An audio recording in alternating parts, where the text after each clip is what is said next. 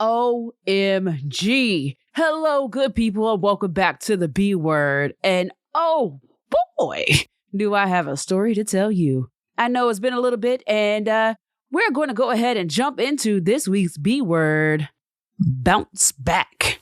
And before we do, you know how we do. Let go.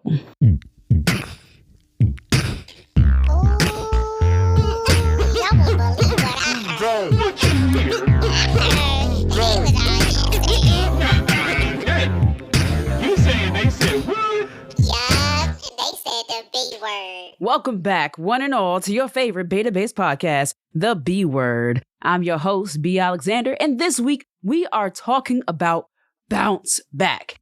Yes, I'm talking about how last week we took an L and this week we bouncing back. Hey. Wake up every morning to set these feet up on the track. Hey. The race was getting real and sometimes we fall off track. Yeah. But if you were real beating, you know how to bounce back. Hey! I woke up this morning in beast mode. But that is because I didn't want you to have to go another week without your favorite podcast. I'm sorry, what? That would just be a shame. If any of you are avid listeners, but also have your own setup, let me tell you something really, really important. Are you listening? Come a little closer. Yes.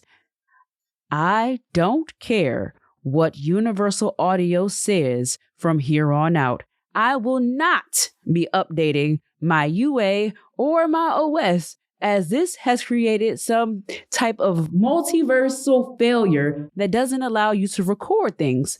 I don't know, like this podcast. And if it is recording, it is jumping over into another dimension. So if you ever find yourself on Earth 22, please let me know if you find the podcast that's missing from last week. Just going to put that out there. Which leads us into this week's B word, bounce back.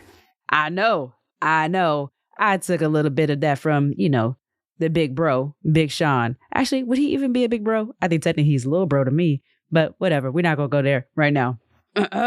Shh. Let's not talk about it. But in truth, bouncing back to me is the equivalent of when someone says, it doesn't matter how many times you fall. It only matters how many times you get back up.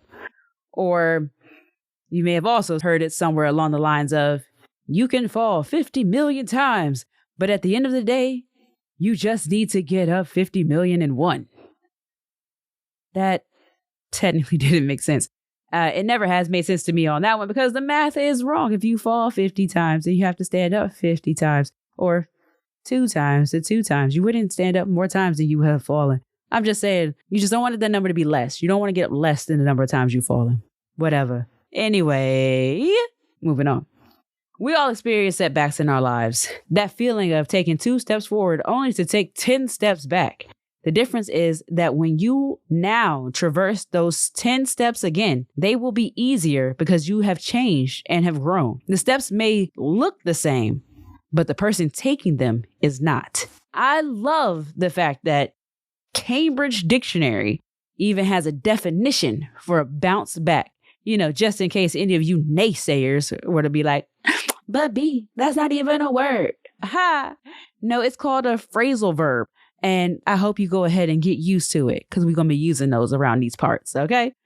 Anyway, Cambridge Dictionary explains that bounce back refers to starting to be successful again after a difficult period. For example, after experiencing failure, loss of confidence, illness, or unhappiness. And let's keep it real, y'all.